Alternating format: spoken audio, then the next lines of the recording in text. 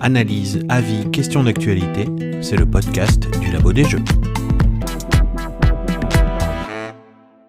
Bonjour et bienvenue pour un nouveau podcast du Labo des Jeux. Alors aujourd'hui, je vous propose un format différent qui reprend le format que j'ai déjà fait pour le blog, à savoir la rubrique « Ce jeu qui ». Le concept de la rubrique « Ce jeu qui » est assez simple finalement. Je parle d'un jeu qui a été un tournant généralement dans ma vie de joueur. Ça peut être le premier jeu auquel j'ai joué, qui m'a amené à m'intéresser aux jeux de société dits modernes. Ça peut être aussi le premier jeu que j'ai essayé en coopération. Ce genre de jeu, ce genre de choses qui font que, bien, ces jeux ont une place particulière dans mon cœur. Peut-être pour un excellent souvenir, peut-être pour un mauvais souvenir, comme on ne le citera pas, mais Catan par exemple. Et aujourd'hui, je vous propose une anecdote particulière autour d'un jeu. Et cette rubrique aujourd'hui aura le nom suivant. Ce jeu qui a dégoûté mes joueurs et auquel je ne joue plus. Je ne vais pas faire durer le suspense trop longtemps. Le jeu dont on va parler aujourd'hui est Star Wars Assaut sur l'Empire. C'est un jeu qui date de 2014, qui a été conçu par Justin Kampainen, Cory Konitsa et Jonathan Ying. Quant à la liste des artistes qui ont illustré le jeu, elle est tellement longue que je préfère éviter de la faire ici, ça prendrait beaucoup trop de temps.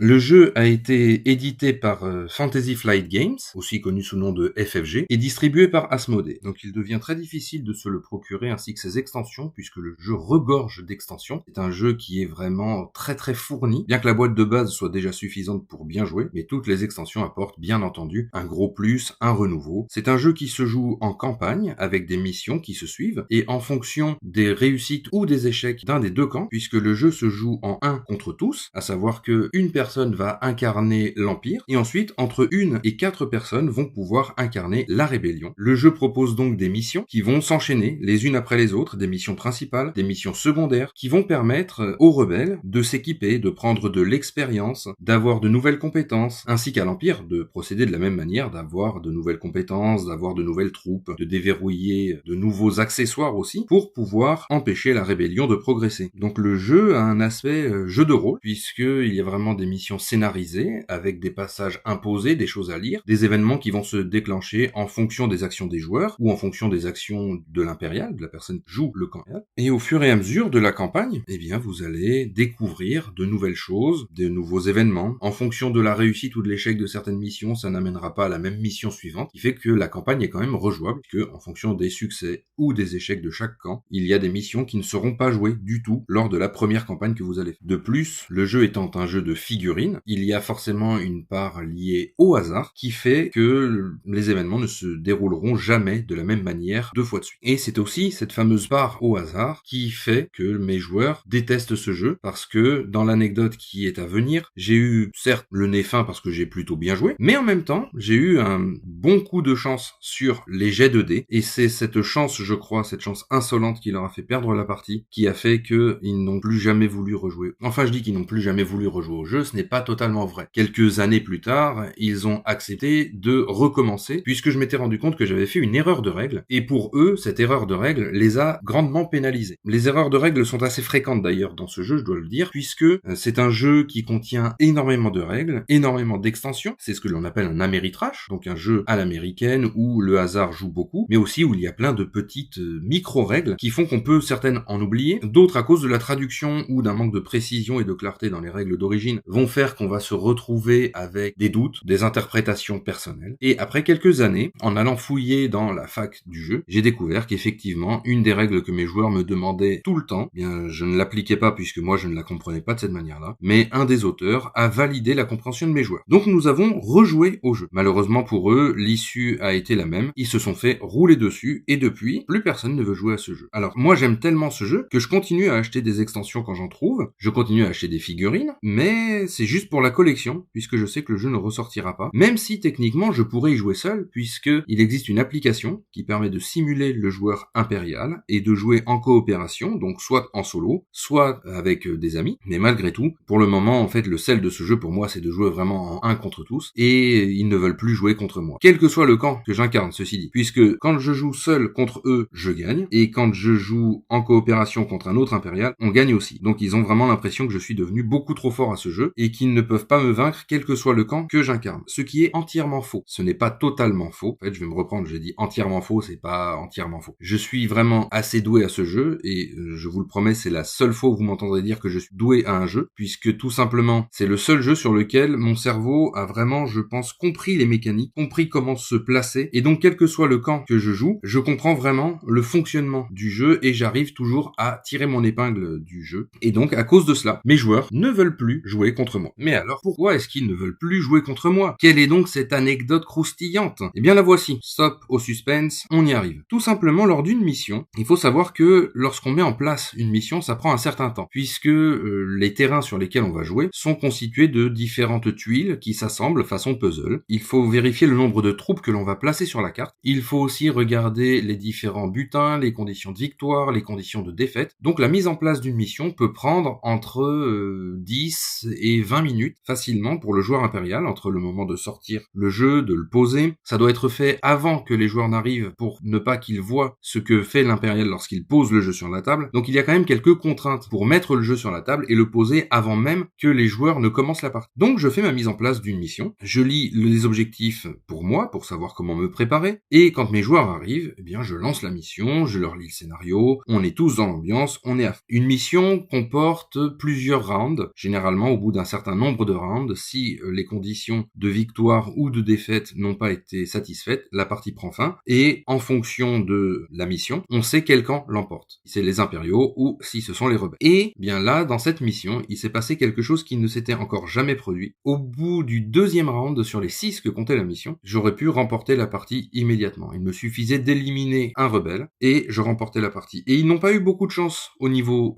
des dés. Ils n'ont pas eu non plus beaucoup de chance au niveau de mon choix de troupes, puisque connaissant bien le jeu, j'ai exploité au mieux mes troupes pour les faire avancer au bon endroit, les bloquer et aussi leur faire le plus de dégâts possible. Et donc, par flemme, c'est vraiment le mot, par flemme de mettre fin tout de suite à la mission, parce que j'aurais mis plus de temps en fait à poser le jeu et à le ranger qu'à y jouer, je leur ai dit bon écoutez, je vous propose quelque chose. Là j'ai moyen de terminer la partie et de gagner cette mission immédiatement. Mais comme j'ai pas envie de recommencer, de devoir reposer le jeu sur la table une deuxième fois pour la mission suivante, je ne le fais pas. Je vous laisse un certain temps pour vous refaire, on va dire. Donc je n'ai pas attaqué ce personnage, je n'ai pas mis fin à la partie. Je leur ai laissé l'opportunité de s'en sortir. Donc quelque part, je ne sais pas si c'était gentil ou méchant, voire sadique, ou totalement égoïste parce que je ne voulais pas recommencer une mise en place, mais je les ai laissés continuer à jouer. Et au fur et à mesure, j'ai commencé à regretter ma décision, puisque j'ai vu qu'ils ont compris comment fonctionnait le jeu, j'ai vu qu'ils se sont dépêchés d'atteindre l'objectif et d'ignorer les leurs que je leur envoyais, et je me suis retrouvé au dernier round avec 3 troupes restantes, les troupes les plus faibles d'ailleurs, des Stormtroopers, avec un Dark Vador qui était présent sur le plateau, mais qui était trop éloigné de sa cible pour pouvoir agir, et au dernier tour du dernier round de jeu, je n'avais quasiment plus aucune chance de gagner. Ma chance était de pouvoir infliger des dégâts à Luke Skywalker, plateau, avec un Stormtrooper. Si vous connaissez bien la franchise Star Wars, les Stormtroopers ne sont pas connus pour leur efficacité à viser, et encore moins donc à toucher et à produire des dégâts. De plus, il faut savoir que Luke, étant un Jedi, dispose d'un dé de défense particulier qui permet de faire ce que l'on appelle une esquive totale, c'est-à-dire que quel que soit le montant de dégâts qu'il est censé subir, il les ignore totalement. Donc en sachant cela, je joue mon dernier va-tout. Je me dis, allez, je regarde, j'analyse, j'anticipe, et je me dis, si je place mon Stormtrooper à cet endroit-là, j'arrive à avoir une ligne de vue, c'est-à-dire à pouvoir lui tirer dessus sans être bloqué par un obstacle, et je tente ma chance. Donc je jette les dés, Luke Skywalker jette les dés aussi pour se défendre, et malheureusement, le dé qui permet de faire une esquive totale permet aussi de faire un échec total, c'est-à-dire rien comme blocage. Aucun blocage, zéro. Donc on se retrouve avec un Luke qui prend 2 points de dégâts, je crois, quelque chose comme ça, et qui correspondait pile au nombre de dégâts qu'il fallait faire pour éliminer Luke et pour remporter la partie. Donc, à partir de ce moment-là, je pense que vous avez bien compris dans quel état étaient mes joueurs. Ils se sont retrouvés avec une partie qui aurait pu être pliée au 2e round. Finalement, ça dure jusqu'au 6e round. Ils ont un espoir de remporter la partie, puisque Luke avait les moyens d'atteindre le lieu qu'il devait atteindre et d'effectuer l'action qu'il devait faire pour remporter la partie. Je n'avais plus qu'une seule troupe qui était en mesure de détruire Luke et cette troupe n'était pas censée être très efficace, il y avait une grande chance pour que cela échoue et malgré tout, j'ai remporté la partie. Depuis ce jeu, alors je vous entends déjà dire, c'est sûr que si un jeu est autant basé sur la chance, aucun intérêt à acheter ce jeu ou à y jouer tout bêtement. C'est vrai d'un certain côté, et d'un autre côté, ce n'est pas vrai, puisque le jeu permet quand même de régulièrement mitiger les jets de dés, d'annuler des choses, de modifier ses résultats. De plus, le jeu propose vraiment une très bonne immersion, on est vraiment dans l'univers de Star Wars, les personnages sont vraiment là, c'est thématique, on est à fond dans notre jeu, mais surtout, la composante principale à savoir, c'est que plus vous avez d'expérience dans le jeu, moins les dés vont être pénalisants. Oui, ils vont l'être dans des moments critiques comme celui expliqué, mais en même temps, parfois, il suffira d'avoir un peu de bon sens, d'avoir